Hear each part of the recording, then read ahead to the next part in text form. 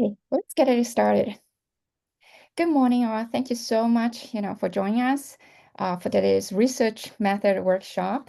This is Chen Wei Li. I'm an associate professor of management from San Francisco State University. Uh, I'm also the associate director of this research initiative for responsible innovation and entrepreneurship. Our initiative serves as a hub for scholars from San Francisco State University and CSU broader systems to share research, especially researchers who are passionate about shaping a future where innovation aligns with responsibility, inclusivity, and positive societal impact. Each year, we organize 4 research brown bags and 1 annual conference. So this brown bag series is designed to foster open discussions, share cutting-edge research methods and research topics, especially in responsible innovation and the entrepreneurship field, and encourage collaborations among faculty members from various disciplines and from different universities. So this semester, we have 2 featured research brown bag talk. The first one is today, featuring Dr. Philip Adu, who will share some cutting-edge research methods in qualitative research field, especially how to use AI and NVivo to conduct a data analysis. And we also have our second research brown bag talk scheduled in May, featuring Dr. Herman Angonis, who will share with us how to conduct a responsible and impactful research. Please, also register for our workshop in May. Additionally, I want to make announcements here. Our third annual conference uh, will take place on March 14th and 15th this semester, focusing on the theme crafting responsible innovation, insights from HR training and design. Feel free to scan the code to learn more about our speakers, programs. The registration deadline will be by March 3rd. So today, I'm really excited to hear from Dr. Philip Adu, who will share insights on these research methods.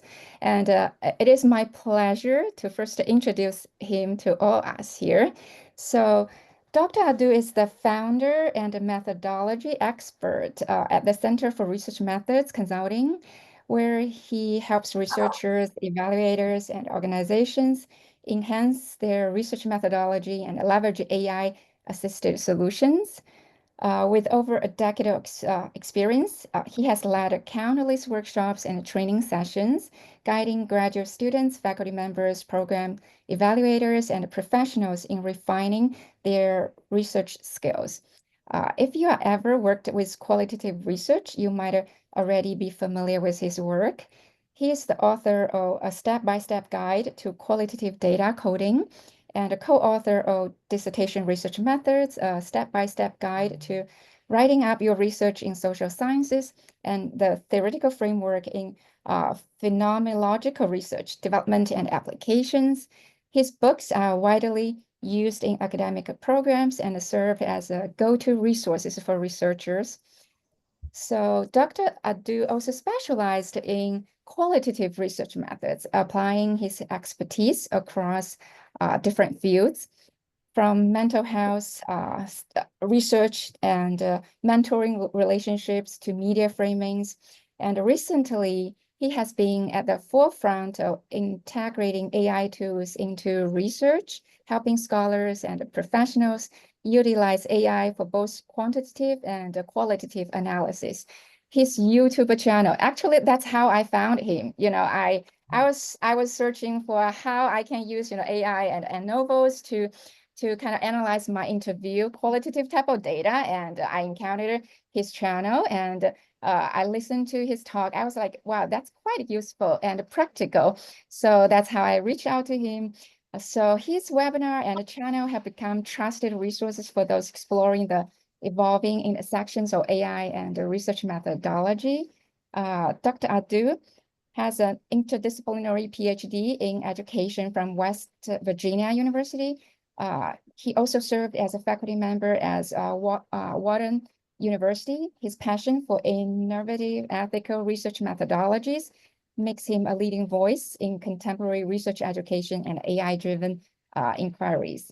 So if you are looking to deepen your research skill and to explore how AI can enhance your work, Dr. Adu is the expert to follow. So I'd like to thank our speaker and our attendees for making this session possible. To be honest, your engagement is what drives this initiative forward. So without further ado, let's get started.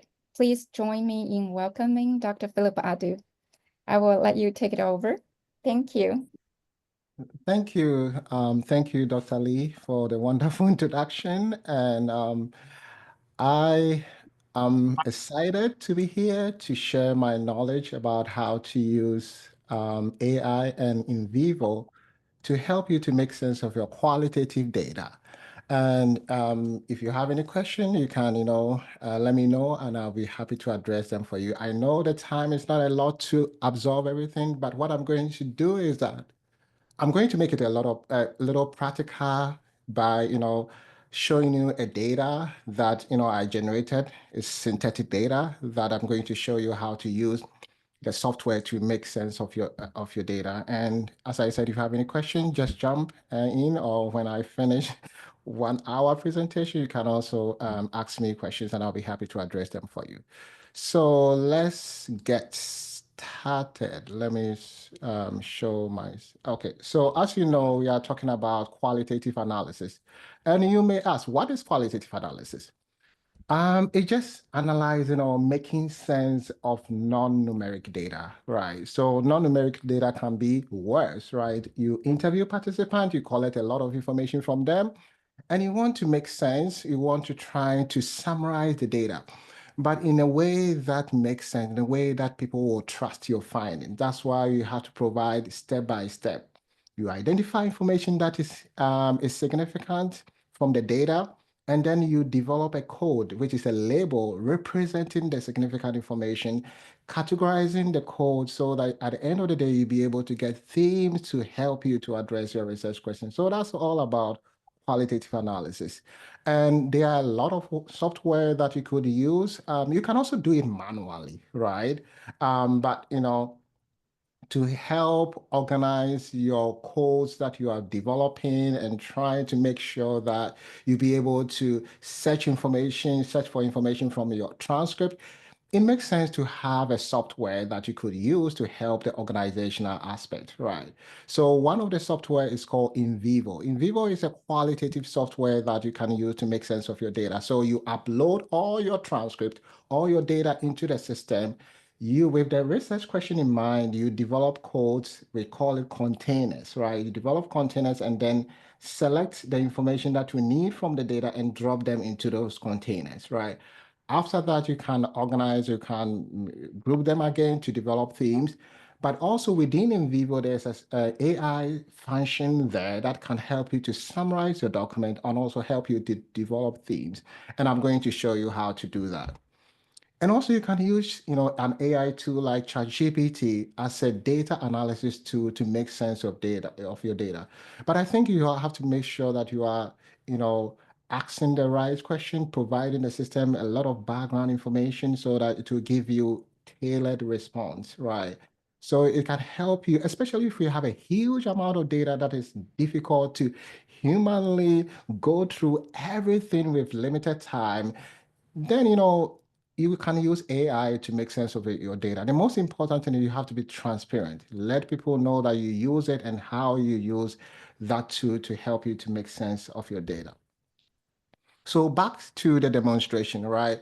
So I came up with the data using ChatGPT. I generated synthetic data, and I think I've already shared that information with you through Dr.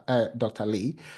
So the data is about, 10 participants. They were interviewed and asked questions about responsible innovation. And then they are 4 groups, right? They are public, policymakers, regulators, and also innovators. And then they were asked series of questions related to responsible innovation and the system, and then the data was able to get it, right? And when you have this kind of data, let me give you a little information here. So imagine that this is the purpose of your study, right? You want to explore diverse perspective on responsible innovation, and then you are looking into talking to stakeholders, right? These four stakeholders. And these are the research questions that you want to address, right? So the first question is about finding out how they conceptualize the principle of responsible innovation, or how they apply. And the second research question, what are the barriers that are associated in fostering responsible innovation? The last one are opportunities for enhancing responsible innovation. So imagine that you are doing a study, you have these three research questions, right? And these are the participant demographics of participants. They are innovators, policymakers, and other people, and then their profession, right? The age group, the gender, and also geographical location. So these are the demographic information. Let me open one of the transcripts so that you can get a big picture about the kind of question that I asked. So this is the first participant, right? Um, I don't know whether it's he or she, but the person is a tech entrepreneur. And then they were asked a couple of questions, and these are the responses. As I said, it's not a real data. It was generated using ChatGPT, right? So this is for just demonstration purpose. So imagine you have this data. What do you have to do? There are three options for you, right?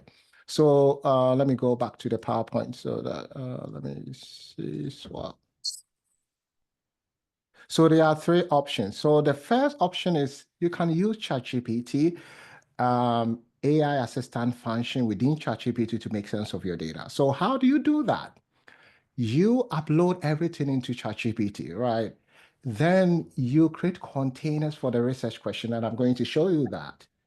Then you extract information that are significant that may help you to address a research question. You extract and put them in the container that you have created for the research question. Then you ask AI to go through the information that you have selected to develop themes or codes for you. And the AI will be able to do that within ChatGPT. The second option is manually coding your data with the help of ChatGPT. So how do you do that? You still use NVivo, right? But you're going to go through the data manually. But what you're going to do is that you use ChatGPT to help you to identify information that are significant from the data, right?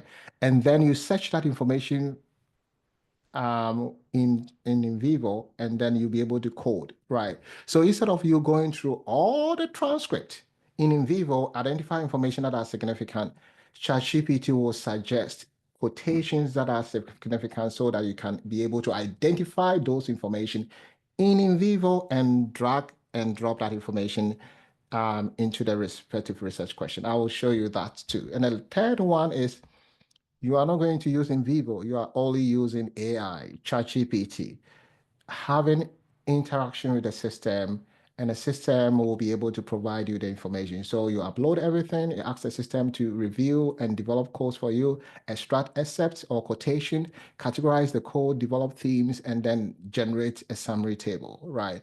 And NVivo, ChatGPT can do that for you. So let's start with the first method, right?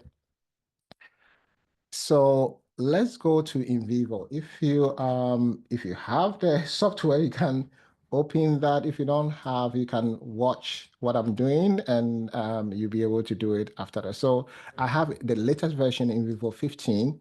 I double click to open. So what I'm going to do, you also have to make sure that you have closed all the document that you are going to upload, right? So let me open NVivo. And let me show you, these are the 10 transcripts I'm going to upload, right? And so now I've opened NVivo. So you have to go to new project because you are starting a new project. And you can give it any name that you want. That, if you want to search for the project within in your computer you'll be able to find. So I would just say project. I would say project A, right? Just for this example, right? You can give it any name, and you can also give a description if you want to, but it's not required. Then you have to click on browse to find a place to save your project, a place that you remember. You can save it on your document within the document folder, or you can save it as a desktop on your desktop. So I choose desktop and click on save.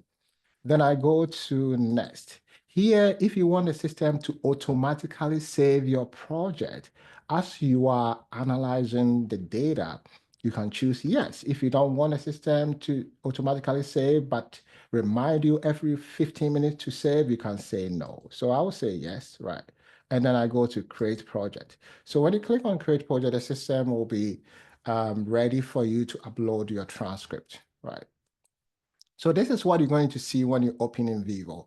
So the first thing that you have to go to is import, right? You want to import your files. You click on import, click on files, and then go and search for where you have that information. So I have it here. Okay, so I have it here. So I select the first one, press on Shift, I select the last one. I'm using Windows, right? I'm not using Mac. So I'm using Windows. This is a Windows version for NVivo. So I click on Open to import, and I click on Import. And within few minutes, not minutes, seconds, the information will be imported. So I'm waiting for it to come here. So I have my 10 transcript here. Don't worry about the arrangement. The 10th one is here. The most important is you have uploaded everything. Now, what do you have to do next? You go to code, right? This is where you create containers for the research question. Let's go back to the research question. So we have, let me see, yeah. So we have 3 research questions, right? I've already intentionally given the labels for the research question. So always have to label your research question. You see that for this research question, the label will be RQ1, conceptualizing and applying principles of responsible innovation. So I will select that. It doesn't have to be perfect in terms of the label. Any label that will remind you that it's the research question that you are looking for.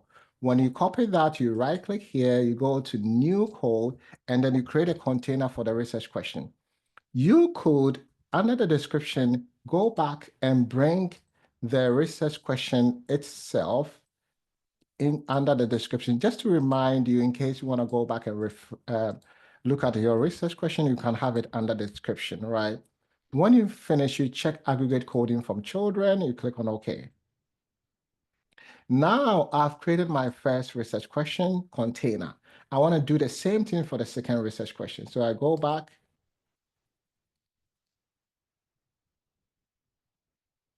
I select the label for the second research question. I right click here, new code. I bring the information here. And then I can, you can, copy and paste the research question here. Because of time, I don't want to go through, but you can do that. And check aggregate coding from children. Let's do the third one. I go here, I go and back to the document, copy this name or the label for the second research question. And then I bring it here, aggregate coding function. So you see how I've created containers for the research question. Why do you have to do that? Because you're going to go through the data. Not all the information participants are giving you is important based on your research question. So what you're going to do is that you are going to separate the good stuff from I don't want to say the bad stuff, right? But separate the information that are relevant and then drop them into these containers. So if you see any information that is relevant related to research question 2, you select and drag and drop, right? So that's how you're going to do before you applied AI. So let me show you one example. So you go to files, you double click on the first transcript, right? To open, then you go back to codes to bring the containers on the left side. So let's assume that you are going through the data and you see that, oh, I think this information is relevant, right? It's maybe addressing the first research question, right? You just select, drag, and drop it into the first research question, right? You see that when I drop it, the numbers change there. The file is from one file, right? I'm dealing with one file and one reference because I've only put only one significant information into that, right? So you go through, maybe this one is also important, addressing the second research question. You select, you drag, and drop, right? So that's what you're going to do. You are going through your data, identify information that you think is significant, and then you drag and drop. You select, drag, and drop. So at the end of the day, you're going to have a lot of information that has been dropped into the containers, right? So that's how you're going to do, right? And then let's assume that we finish coding. We finish taking what we want. We close it, go back to File, open the second one, right? And do the same thing. Come back to codes. You have the containers here. You select what is important. You drag and drop it into the information that you, the research question, right? So that's what you're going to do. Let me show you the final product because of time. So the most important thing is that you select information that you think is significant based on what you have here and drop it into their respective research question, right? Then let me show you what I have. I think it's this one. Um, so this is what I've done. So you can see that for this the first research question, I have 10 files because, 10 participant information have been dropped into this container. And I have 24 references. References are the significant information that you have identified and drop it into that research question. If you want to see all the 24 references, you can double click to open the container and you have a list of all the 24 there and also show you where each of the information is coming from, right? So you can see that this one is from participant one. All this information are from participant one. All this information are from participant 10. All this information are from participant two. If you want to see the file, you can click on the blue link here and it will take you back to the file and it will show you where you selected. Now, let's go to the fun part. So now that you have all the information that are significant into the research question, this is where the AI can come in to help. You can just right click on the first research question and go to AI assistant, suggest child code. So you are asking the AI to tell you or help you to develop code based on the research question.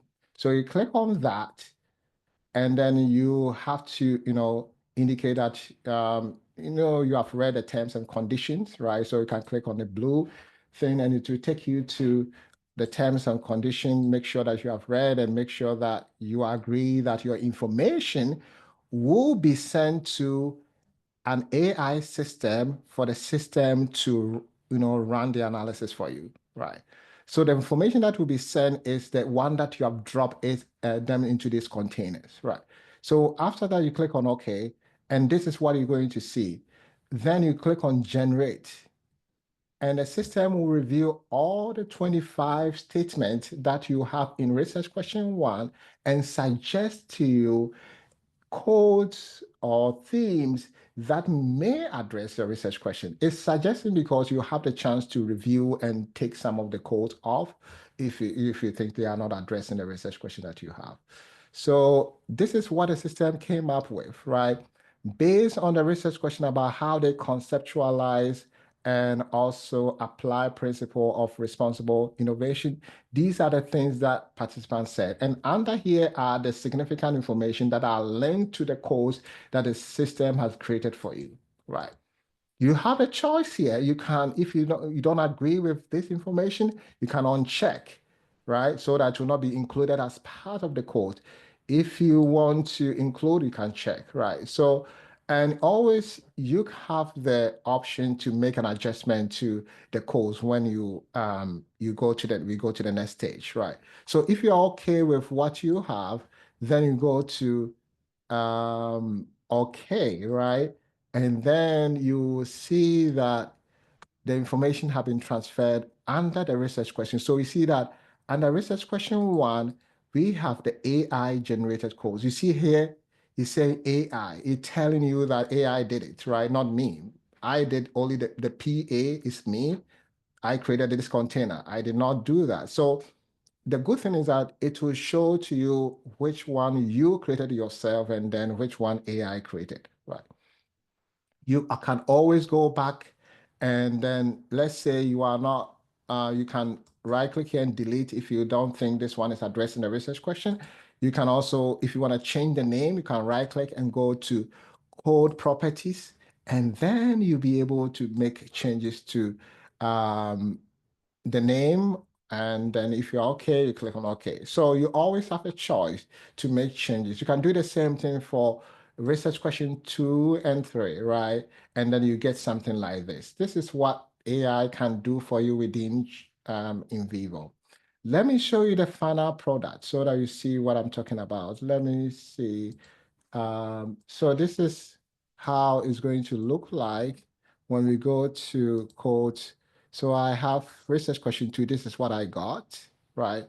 So you can see that this is 5 files connected to this one and 5 statements. If you want to see the statement, you can double click and then it will open and you see all the statements connected to this theme. So this is what it can generate for you. You can see that you have a lot of code. You have to think about maybe categorizing the code to develop themes, right? The system may give you a lot of code based on the information that you provide to it. So that's how AI tool here helps. You don't have much control in terms of the number of codes or statements that are connected to a specific code, but this is, what the system can give to you, and then you can work more on it if you want to categorize this information to develop themes. So imagine, let me do the other one. Imagine that you have a survey, you have open-ended survey, right?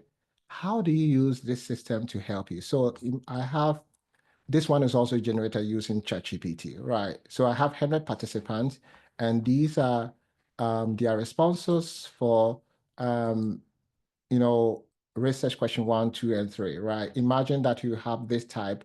Can NVivo help you to make sense of your data? Yes, it's quite straightforward. What you have to do is to upload, let me create a new NVivo. So project maybe B, and I go to browse, I put it on desktop, and then I go to next, yes, create. So what we're gonna do is that we are going to upload a survey with 100 participants and see how AI can help us to make sense of this data. So you go to import. This time you are using a survey, right? Excel spreadsheet. And then you go to where you have the document. Okay, I have it here, open-ended survey. And then because of time, I don't want to explain this one, but this one is just telling you how the system will group your information. So the system will create cases for each participant, like a file for each participant. The open-ended will be, the closed-ended will be created as an attribute, like a variable, right? So we're gonna have a variable like maybe age, gender, and other things. And the open-ended is the one that you can code. You can go through and identify information that are significant.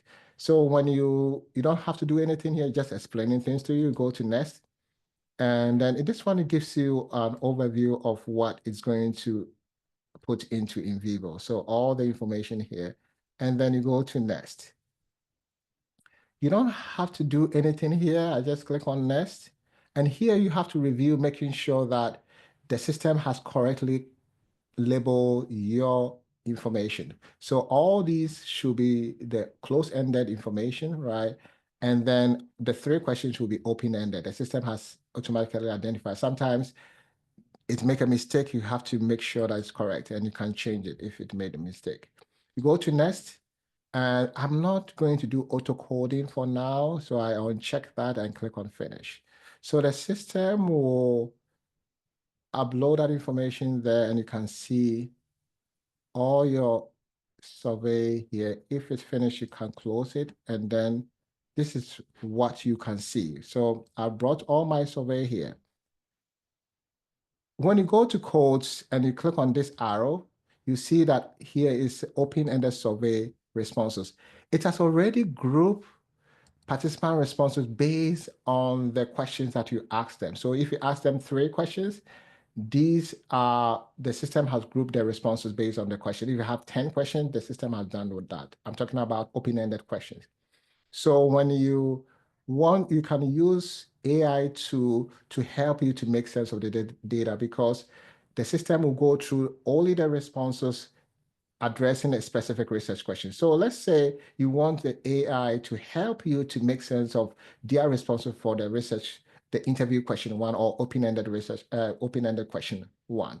You right-click on that and go to AI Assistant Suggest Code, Chart Code. And the same process, you go to create, and the system will be able to create codes based on the information that it has provided there, right?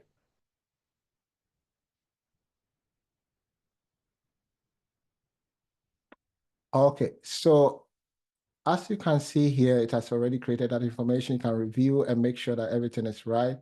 Um, the responses might be similar because I said it's AI generated, right? So that's why these responses are quite the same. But this is just an example for you.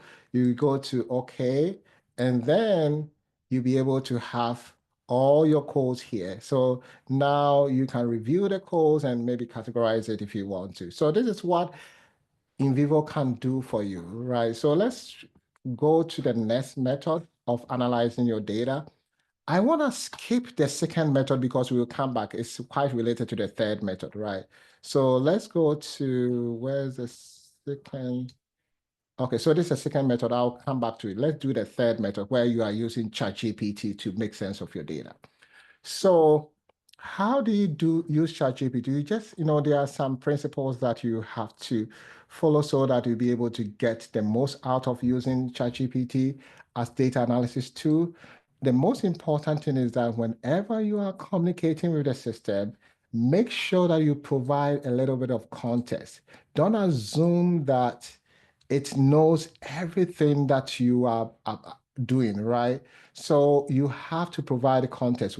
So you have to tell the system, I'm doing this study about this and this and that. I interviewed 10 participants. Can you go through the data and help me to come up with themes, right? Provide background information. If you don't do that, it will give you general information, right? And you have to be very clear. So that you have to be very clear here, because you have to make sure that the system understands what you're doing, right? The same thing when you are interview participants, you can ask participant one question at a time. You can ask the system one question at a time so that the system will be able to solve the problem that you are asking it to do that. And sometimes you can provide an example, right? So that the system will learn more about that. So, and the last thing that you have to think about is that you can also apply self-evaluation principle. Let the system think about the output. You can say that, okay, can you review the codes that you have generated, making sure that they best reflect participant information and also address my research question that I have. And the system can do some reflections and then give you the results of the evaluation. And maybe the new insight that the system didn't take care of at the beginning. So these are the 3 things that you have to think about when you are using ChatGPT. So let's go to ChatGPT. I have some prompt. Before I use it, let me share the prompt. Let me close it. I cannot share without. I cannot. I have to close it before I can share. Let me share in the chat box so that you have the prompt that I'm going to use. I think I have it here. Okay, I have these prompts. So I put a prompt in the chat box so that you can see what I'm using. So these are the prompts I'm going to use. Let's go to ChatGPT. I'm going to just put them there, and then we see what we're going to get.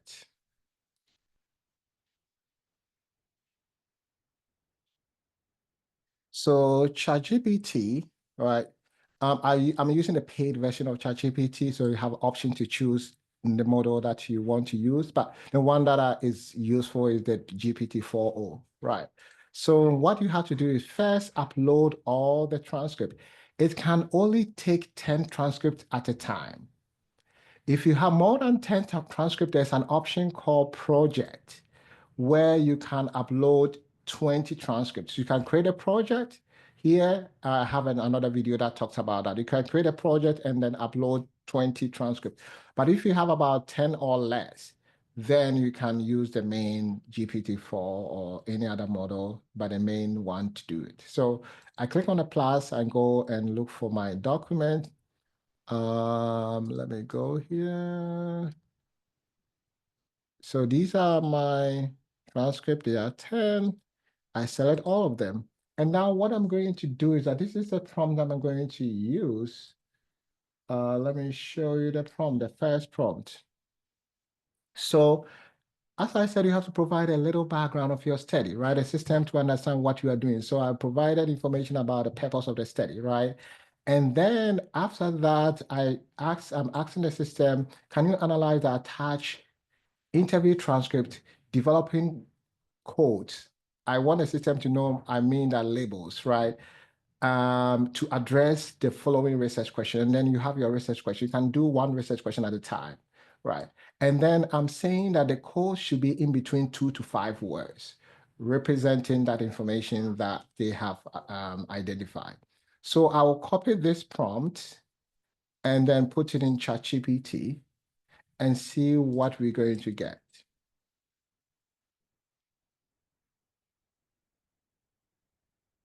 So it's reading the document and analyzing and trying to come up with codes.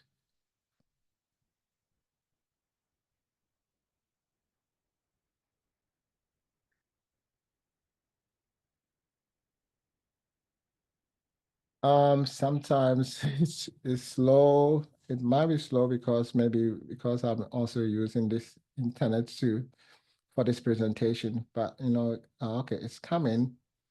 Okay, so you see that the system has created a table for me. You see, sometimes they went beyond what I'm expecting them to do. I only want codes, right? But the system has given me codes and categories and also excerpt from the data, right? That is good, but I didn't ask for that, right? So sometimes they go beyond what you are asking. I can draw their attention and say that, can you just provide me codes for now, right?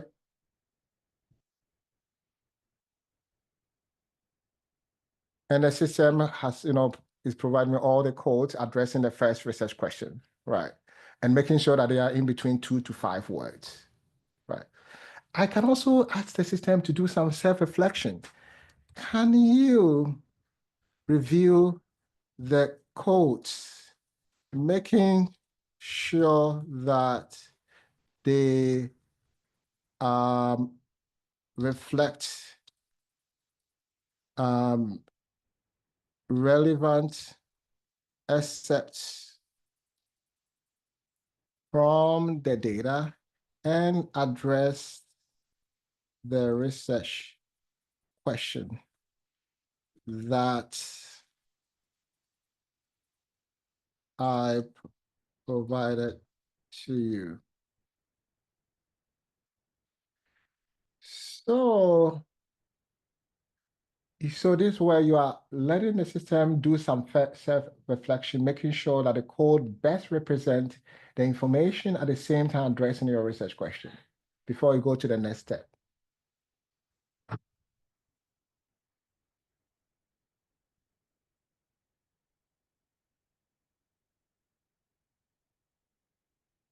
Okay. Okay, so you see that it has done some self-reflection. It's saying that, okay, so so is it addressing the research? This one is addressing the research question, also reflects the accept. This one reflects the accept, but it's not addressing the research question, right? So you have to decide, do I have to eliminate the ones that are not addressing the research question, but also represent significant information from the data? Or should I have to maintain that? Maybe, or should I have to make an adjustment to the name to reflect, to address the research question? You have to decide, right? But you have let the system done a little bit of self-reflection, making sure that the codes that you are developing are accomplishing two tasks, representing the relevant assets, addressing the research question that you have. And so based on that, you can say that, can we only focus on the ones addressing the research questions and representing the relevant quotation from the data? Because if you don't do this step well, the other ones you have problem with it. You have to make sure that you are coming up with a very good codes, right? So now the system has provided me about 20, is it 20? No, I think about 7, right? Codes that are accomplishing these two, right? So that's how we can do. We can move to the next one. You can even tell the system that, okay, can you review again and make sure that these are all the codes, right, that are needed in addressing the research question, right? And then you can move to the next one, the next prompt. Can you you are asking the system to extract assets from the data in support of the codes, right? And then you have to tell the system, make sure all quotations are solely from the transcript I have provided you, right? Because or you have been provided. So this one is very important because the system can make things up. You have to try to provide some kind of restriction so that the system will not go beyond what you have provided. So I like that last statement. That will make the system only focus on the information that you have uploaded, right? So you want the system to extract some quotations.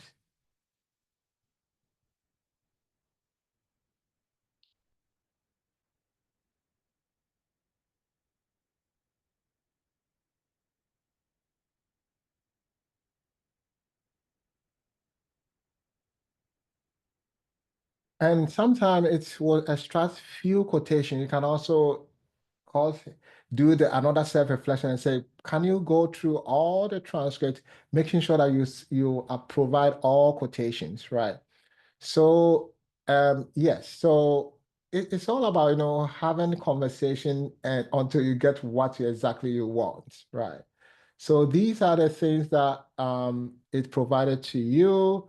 You can also say that, can you provide all relevant quotes from the data supporting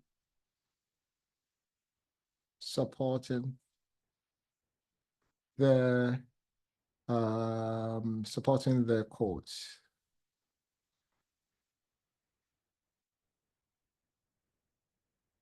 So that's what you have to do is just back and forth, making sure that it's providing you the information that you need, right? And you can do the same thing for the second research question and the third research question.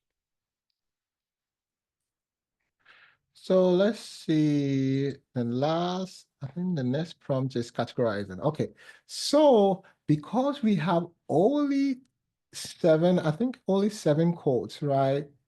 You may decide not to do a categorization because you end up having about 3 themes, right? We normally do categorization in terms of grouping the codes if you have a lot of codes. Let's say we have about 20, or maybe you have about 10 to 20 codes, then you have to think about the system categorizing for you. So based on the number of codes, you can go further to ask the system to categorize for you, but we don't have much. So I don't see the need for this, but you can try and see what the system will provide us. And then you go to the last one where you can ask the system to create a summary table for you.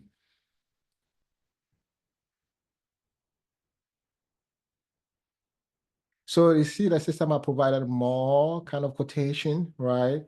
Based on the prompt that I provided. So let's try the categorization part and see, although we don't have a lot of codes, let's see what the system will give us.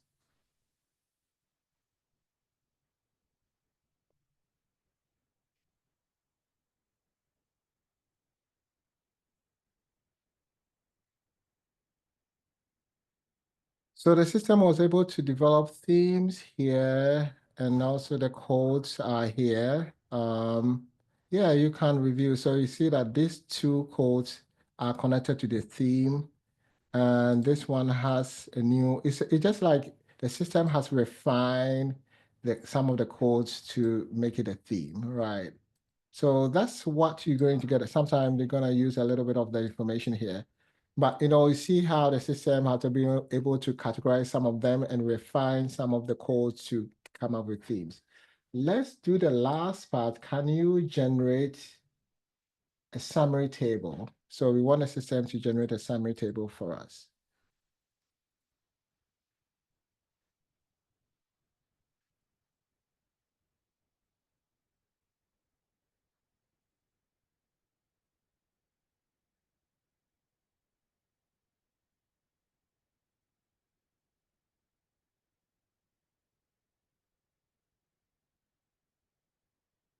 Okay, so this is what you got. The summary table giving the number of participants are connected to the theme, also the number of codes, and also the source, right? Whose I think the system should have given us quotation in supporting of the theme. So I can also add that. Can you add an example of quotes supporting each theme? And the system will generate a new table, adding the quotation in support of it. So this summary table is very useful. Imagine how you are presenting your findings. You have talked about all the themes, right? And you want a summary, like a table that people can easily refer to it to get a big picture about what you found, right? After they have read a little bit about or a lot about your themes. And this is very good. So okay, the system was able to provide quotations, right? So you can also download it if you want to in Excel spreadsheet, and you can put in so this is how it looks like. So the number of code, and you can also create a diagram or a bar chart or something like that, showing the number of participants connected to a specific theme. And this is also supporting information. So this is what you're going to get when you use ChatGPT. You see how systematic the process is. This will be easy for people to trust your findings. This for for you to explain to people how you came up with the themes, and showing that you didn't just accept what the system is giving you. You encourage the system to reflect upon what it has provided so that you improve the information that is providing to you. So it's all about being clear in the process, providing a lot of context, trying to be skeptical, try to question the results. And as you are doing that, you are getting rich information from the system. So that's how the test steps is. Let's go to the second step. The reason why I'm doing a second step last is that it's quite similar to this process, but this time, imagine that let's go to you have uploaded all the transcript into NVivo, not this one. Um,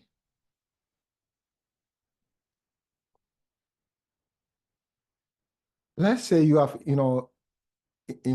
let me create another one. so that it will be easier for you. Project C, right?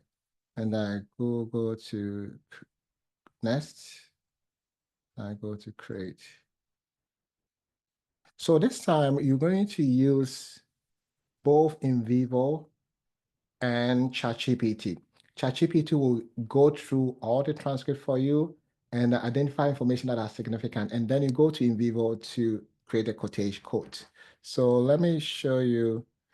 So let's upload the transcript into system. So let me see. Go. Okay, so we have the transcript here.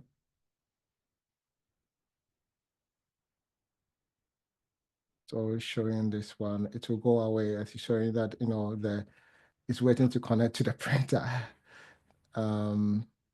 So, and let's say, let me go back to the research question.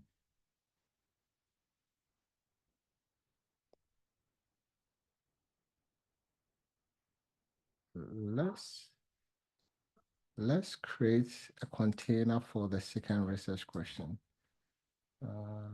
Still there, let me see.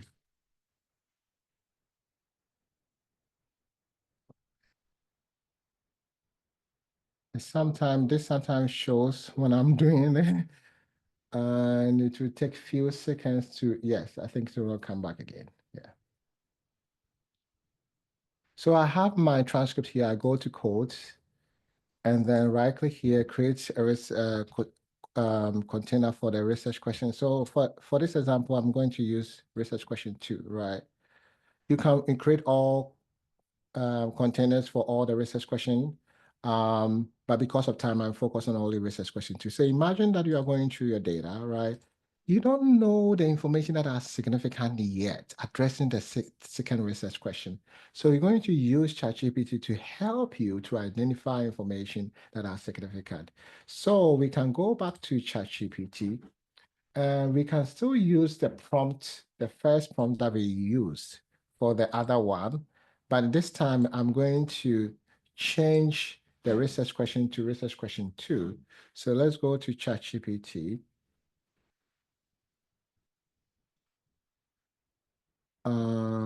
So I have that here.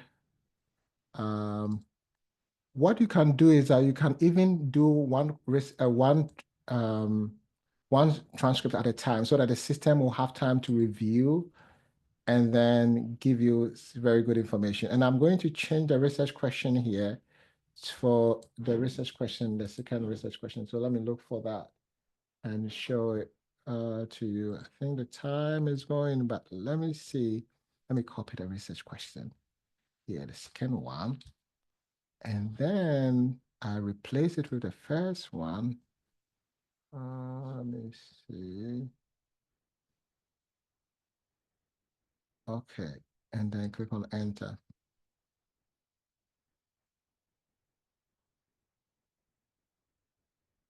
So the system has created codes for you. So what you have to do is that you could copy all these codes if you agree with what the system has provided to you and go to ChatGPT.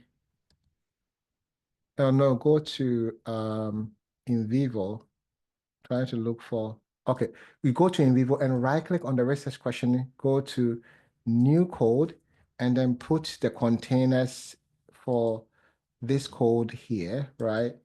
So you see how so you go to so technically you are allowing ChatGPT to suggest codes for you so that things will be faster, right? So I copy, go to new code, bring the code here. I do that, I bring all the codes to this place. So imagine I have brought all the code here. Now if we go back to ChatGPT and said, okay, now that you have a code, can you review the transcript and extract all relevant quotes for each of the codes. Right. So let's see what we're going to get. So now the system will go through and identify information that are significant and put them under for each of the quotes, right? For each of the code. Now, what you have to do is that we want to search for this information in the transcript so that we'll be able to code it in NVivo. So I copy a little bit of this information here and go to NVivo. I press on Control F, and this is what you're going to see. I don't know whether you can see that, and I will search for the text. Click on Find, and I was able to see where that information is. Now I can code this information and put it, let me make sure which code should I put it. It's for ethics versus market pressure. So I copy that and then drag and drop it into here. So in a normal situation without ChatGPT, you have to go through and identify information that is significant. But now ChatGPT has helped you to create containers, which are codes addressing a research question. ChatGPT is helping you to identify information that are significant so that you can just search for it and drag and drop into the container. You go back to ChatGPT and okay, for this limited post-deployment monitoring, I copy a few words here to search for it from this document. And then let me see what, okay, I found it. And then I select that information, a sentence, and drag and drop it into the container. I think I haven't created a container yet, right? So I cannot drop it. But in case it's with this one, you drag and drop. So that's what you're going to do, right? ChatGPT and NVivo working together to help you to finish your data analysis process. So this is what I have for you. I'm happy to address all the questions that you have. And, I'll talk about my book and other thing later, but yes, any question, I'll be happy to address them for you. We already have many questions on the chat. First, April. April, are you here? Do you want to raise your question directly? April Sure. has. Hi. Yeah. Thank you, Chenwei, and thank you, Dr. Abdu, for the presentation. Mhm. The first question is actually not relevant anymore because it was just while you were doing the prompt. I just figured that you had two questions in the prompt rather than having one, and that was just like my reflex of, oh, would you not ask one question in that case, which you then later did. So I think that's great. Yeah. And as a qualitative researcher myself, I'm wondering, do you think that like tools such as NVivo or all the others will be still useful in the future if we can do everything with ChatGPT? And should I, because right now I'm thinking about should I buy the newest NVivo, and I'm actually, yeah, torn. So what's your opinion? Yeah. So it will reach a stage where everybody will accept, maybe 90% of our researchers will accept using AI to make sense of your data. But I think people are slowly becoming accepting in terms of using AI, but it's not 100%. It's not even majority. So for this time, I always advise that you can use NVivo depending on your audience, right? People who are going to review your document, people who are going to accept your document, are they okay with you using AI? Do they understand what AI can do to make sense of your data? For now, that's what I would recommend. So, but it will reach a stage where you don't have to use NVivo, right, to analyze your data unless they have to incorporate. That's what they are doing now. They have been, I don't want to say forced, but they have to incorporate some AI into the system because if you don't do that, people may use other software, right? But I think it will reach a state it become acceptable. And that's my role as a researcher. I'm trying to explain how to use it in an ethical way, systematic way. And it's so interesting that sometimes we thought that AI cannot do a perfect job, but I I feel like AI is even sometimes do something. There are some themes that you haven't even thought about. And AI can also identify so easily for you. And are we moving a stage where AI will be more intelligent than us? Maybe. So I think for now, I will, it depends on your audience. You can use ChatGPT and also the AI, you can use NVivo and also the AI function in NVivo to do that, right? When you are buying the software, this is another thing that I always want to teach people, tell people about. When you are buying the software, it automatically tells you to buy AI function in addition. You don't have to buy. You can still use the AI function in a limited format. If you are not using it a lot, within a year, you don't have to buy their package, the AI package itself, right? Which is about $200, $250 a year. You can buy the software without the AI, but still you can use the AI function if you are not using it frequently, right? And I think that's what I always tell people to do. Just you don't buy it, and you're still gonna you can use the AI function. So, but if your audience are okay with you using AI and you can explain it so well about how you work with AI too, the same way I'm trying to communicate to people, the step by step. You already have a structure in mind. Thematic analysis. Okay, first I want the system to go through to review the data and identify information that are significant. System go through, review everything, and then you ask the system question: are you sure you have reviewed everything? Or what about participant 3? I didn't see anything. Can you review? Question, and you can come up with a lot of rich information. So it's all about being transparent and show people how you use the prompt to get what you have. And I think, it's people will accept it, right? So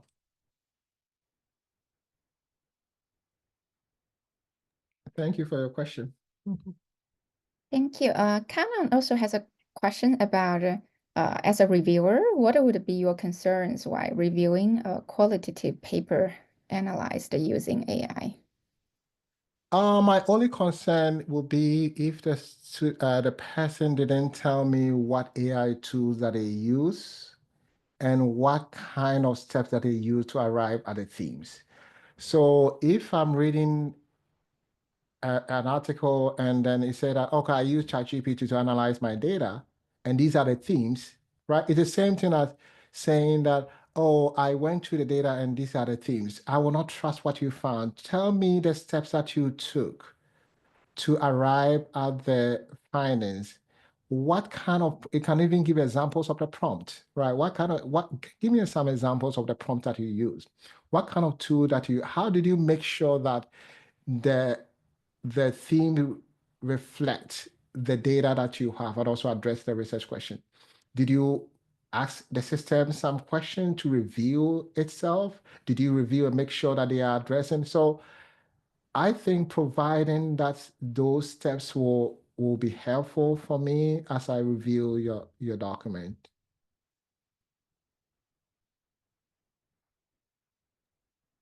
Thank you. You're welcome.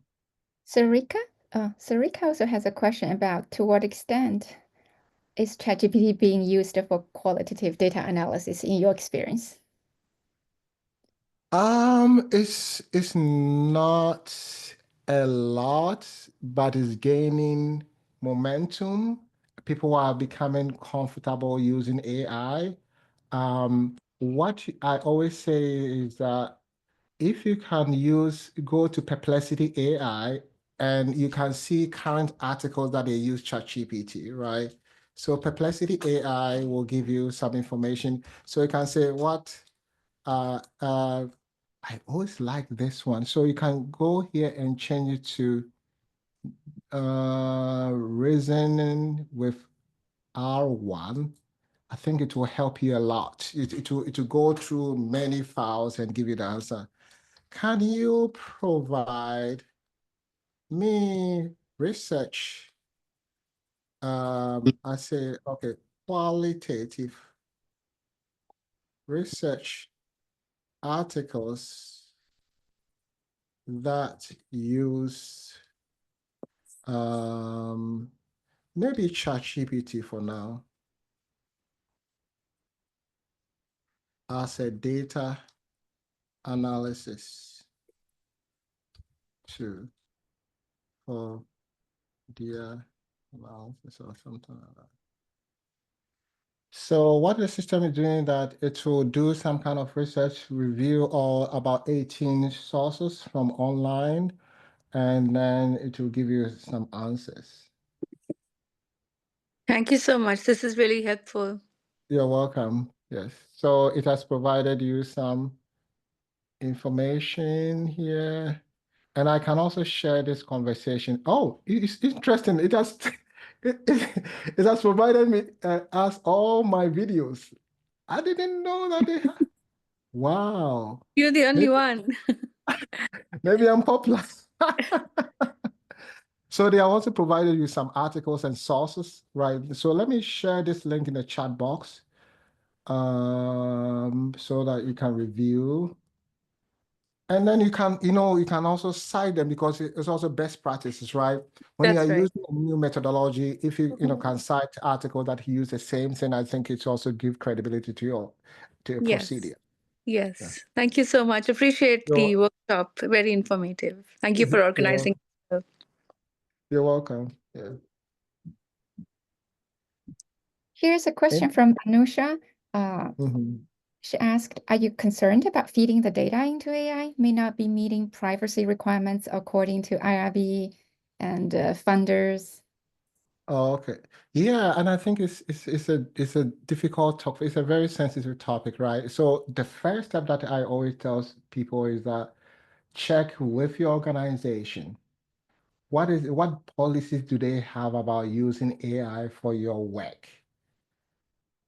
If they are saying that don't use AI for your work, then you shouldn't use it, right? But if they say you can use it, then you have to go to the next step. The next step is to be responsible. Find out from the organization, the software, who developed that model, right? And what are their policies, right? I personally, it's not, ChatGPT is not perfect, but it provides you some kind of ways of controlling the data. One example is that you can go to your account and tell the system that, okay, don't go to settings and then tell the system, don't use my data to train your model, right? So when you go to data control, you can turn this one off so that the system will not use your data to improve their model, right? So, and also you have to make sure that you are not bringing any identifiable information. So you always have to clean the data before you upload it into a system like this, right? So that people's information will not be in public, right? So clean the data, make sure that if you are concerned about the data use, you can turn this one off, and then the system, they will not be able to use your data to train. That's what it said, right? You can also use Claude AI. That's also another responsible AI. How do you spell it? Yes, it's also good for data analysis too, right? Apart from that, the principle that you have to just do a little bit of research, right? So this is what I do when I'm free. I go to Notebook LM, right, which is a free AI tool by Google that you can use, and then copy and paste via privacy. You see that OpenAI has a privacy thing. You cannot read everything. It's a lot of document. You copy and paste and just listen to it. And you can create a podcast, right? And just listen. When you are free, you can listen to and see what they use your data for and other things, right? So this software will be very helpful. You can just copy any document, a link about the policy, and just listen to it. Welcome back. Today we're going to be taking a deep dive into OpenAI's privacy policy. Ooh, exciting. Well, sounds like a good time. privacy Hey everyone, and welcome back. Today we're going to be taking a deep dive into OpenAI. Okay, so if you want to listen to this, I can share the link. Let me share this one to you to listen to it when you have time. Right. So, but this is what I do. If I don't understand anything, I go to Notebook LM, I put the information there and then generate the audio conversation. And you can even jump in and ask a system question or ask them, you can participate in their conversation. That's a very powerful too.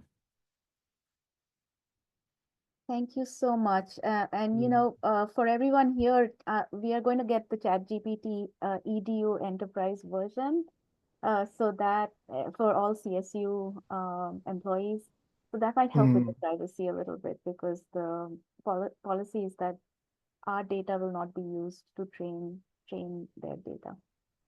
Yes, I like that, organization having contract with them so that they have an agreement so that the data will not be used. I think that's a very good initiative. Yeah. Thank you. I have a quick question about, like, should the researchers disclose the use of AI in qualitative data analysis when they try to publish their findings?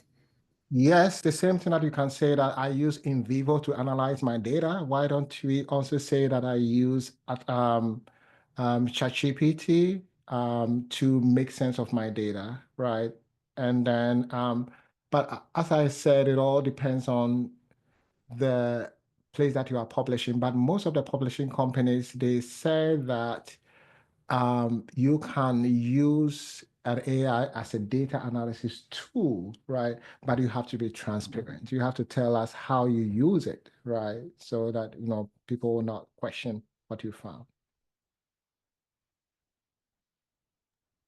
Apologize for my background noises. I would love to, ask the audience to just unmute yourself and ask questions. Sorry, I have some vacuum, noises in my background right now. No, I didn't even hear that. We don't hear the background. Also, we have audience asking about, comparing NVivo with like ChatGPT and some other AI tools. Do you think we still need to subscribe, to NVivo, or all these AI tools can replace it? In the future, all the AI tools may replace unless NVivo does something, and that's what they are doing now. That they are incorporating. I think they started incorporating AI. I think last 6 months ago or something like that, and maybe they will continue to improve, right? Because if they don't do that, people would use AI without using the NVivo. So for now. I will suggest if you don't, I think I would suggest using NVivo for now, right? Because as I said, not everybody is accepting the use of ChatGPT for your data analysis, right? The same way years ago when the introduction, years ago, we were doing data analysis by printing out the transcript and then, using, let's say, notepad to write stuff, right? You highlighting and everything. And then NVivo and other software came. People have misconception about NVivo, right? People didn't like that, but it retested, everybody's using it now. So I think that's how we are going, the state that we are going now.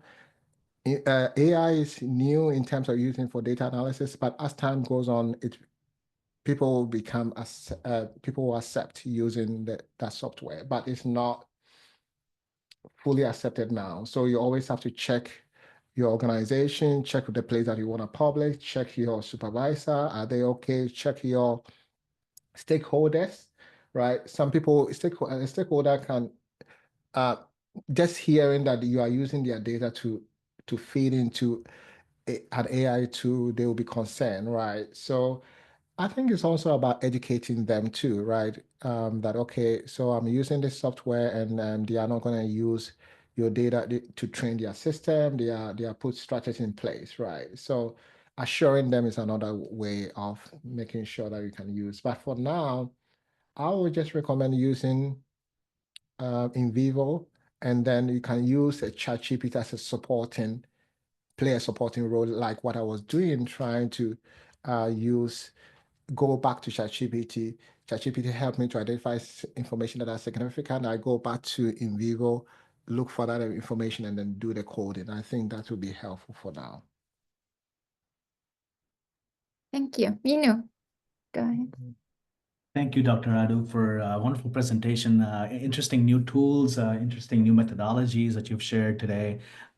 Certainly, I haven't used AI in my work with NVivo or qualitative analysis so far. I have tried to use a little bit of ChatGPT before, but I've been kind of, I guess the word would be cautious about it. So I have a few different questions, which is one of the questions already what Japhet Jonah has asked over here in the chat over here, and I just want to amplify that question. And the question is about the reliability of the analysis of if you repeat the analysis with the same prompts. I've noticed sometimes ChatGPT gives you different answers.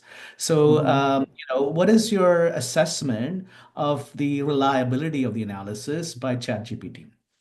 First question. I've got Yes. So when we are doing a qualitative analysis, we don't focus more about reliability per se. Let me give an example. Well, we do talk about intercoder reliability when you do the Yeah, ground yeah, analysis, right? So how do you yeah. see intercoder reliability in this realm? Okay. So in intercoder reliability is useful, but based on my background, I don't accept that. I'm going to explain why I don't accept. When it comes to qualitative study, right, we have some theoretical principles and paradigm that informs us. We don't focus on numbers, we focus on words, right?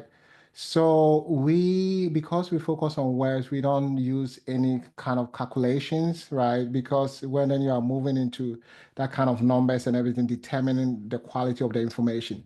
The quality of information is based on whether the phrase or the code best represent that information that you have extracted from the data. You can bring a second coder to help Yes. you to have a conversation about, okay, this is a transcript. Let's work together. You code a transcript. I'm coding the same transcript. Let's come together and have a discussion about why did you choose this area as a significant information? Why did I choose this area? And then trying to negotiate and come up with overall themes and code. So that's what I really propose. Some people like intercoder, intercoder, but Yeah, I think I understand, Dr. Do. The idea of interpretive research and the idea of sometimes what counts is what cannot be counted, and what cannot be counted counts. I understand that. So I have a second question. Thank you for that clarification. Second question is about the three methods you kind of shared today, right? There's three somewhat distinctly different methods. I guess 2 and 3 are a little bit similar. There are multiple types of qualitative work: ethnography, phenomenology, grounded theory, so on, yada yada yada, right? So would you recommend one type of methodology that you've showed us today for a certain way of ethnography versus grounded theory? Because I use a lot of grounded theory in my work because I'm developing new theory. It sounded like what you're sharing is more about thematically, like breaking down based on a particular research question. So what if we didn't have a research question, and then you were kind of creating new theory, right? So what is your what method from the three of them that you showed us would be more appropriate for grounded theory development, for example? yeah. So I think the first one can be helpful because grounded theory always start with initial coding, right? You have to, first code, develop codes, and after that you talk about focus coding, where you try to identify the dominant code and try to categorize the code based on the dominant one, right? So you can use it as a starting point, right? Especially when you're doing a line by line code.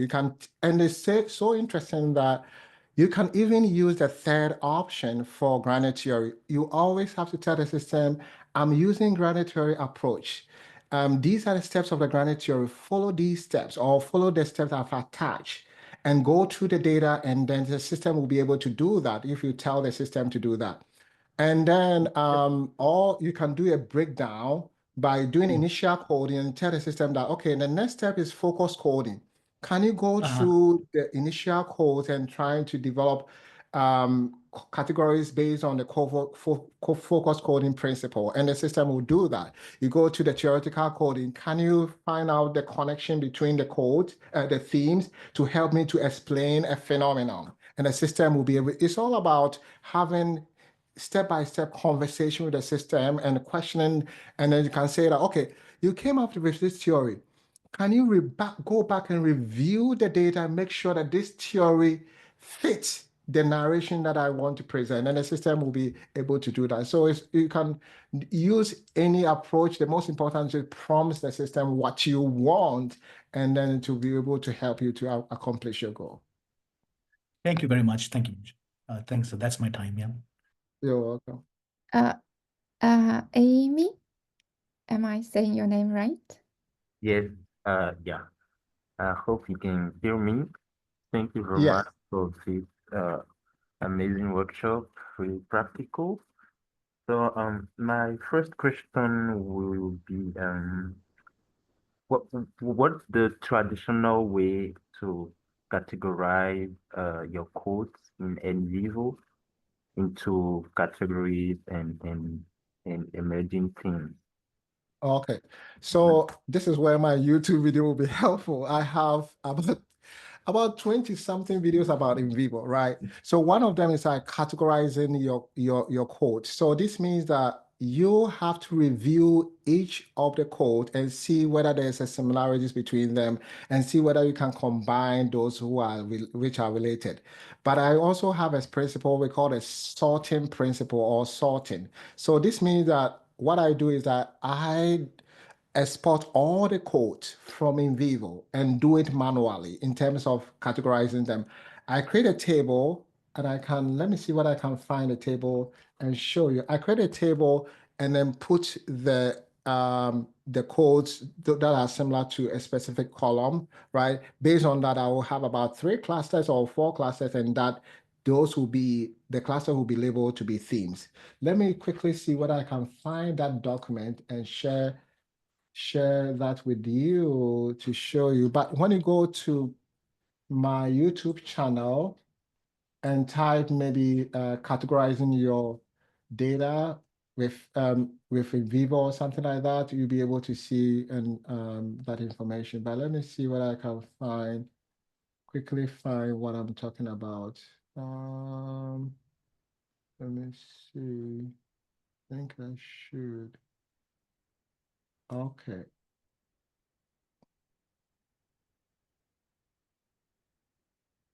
Trying to open.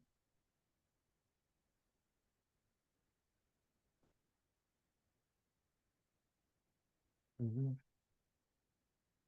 not opening. Let me see. Oh, yes, this is it. Okay, so let me go down here and show you. So this is what I was talking about. Imagine you have a lot of code here, right? Then you can create a table, right? You can divide it into 4 or 5 classes and then categorize the code. So these are the codes. These are put together because they have something in common. These are put together, and after that you label the codes, right? Or you label the clusters, and these labels will be the themes addressing the research question. You see how I have a lot of codes, and now I've put them into clusters and label them. These are the themes. And then when I go back to NVivo, I create containers for the themes and drag and drop the codes under each of the themes. And as I said, my video will show you how to do it. All right, thank you very much. You're My welcome. second question was about related to the survey in NVivo. Is it possible to generate the demographics, the descriptive statistics of the participants with this table? We saw them, with the sex, the age. Is it possible? Yeah, so let me show you when you upload that, you are talking about a survey, right? Yeah, yeah.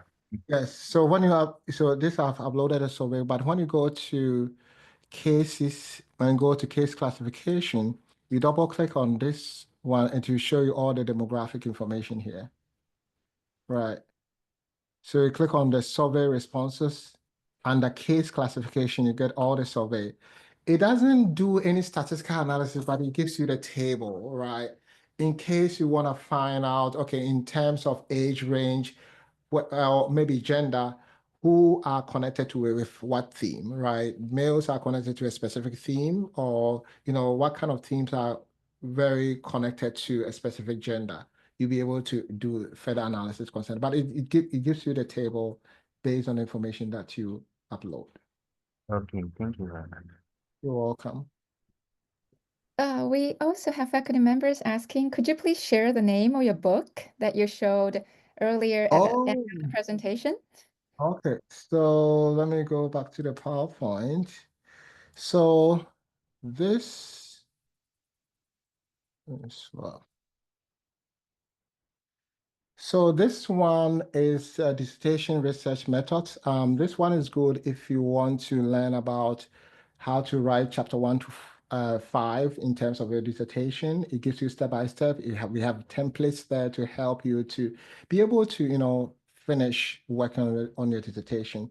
This step-by-step guide to step-by-step guide to qualitative data coding. This one is very useful if you want to get a foundational knowledge about how to make sense of your data. And there's a lot of examples there to show you from the time that you review the data until the time that you report your findings. This one will be very helpful for you. And if you are an instructor, you can click on the link to get a free copy, especially those who are working on teaching research method courses. You can get a free ebook to help. And the last one is if you are doing a phenomenological study and you want to see how to incorporate your conceptual framework or theoretical framework into your phenomenological research, you'll be able to, this will be able to be helpful. And also the foundational knowledge about phenomenology and how to translate the concept into research. And we provide a lot of examples to help you. So this is what these are the books that I have. I believe this is also included in the information you shared with us before. Yes, it's part of the information, the PowerPoint one. Yeah. Awesome. Thank you so much for the wonderful talk, Dr. Philip Abdu. It was our pleasure having you here. I learned so many things because I'm not a qualitative researcher and I just started learning something new, and it's a wonderful session. Thank you. You're welcome. Also, thank you so much for inviting me. I really appreciate this time. I enjoy myself, presenting here. Thank you. Thank you. Thank Thank you you so all much. for participating in our workshop. Thank you so much. Thank you very much. Thank you all. Kenway, are you going to send the recording or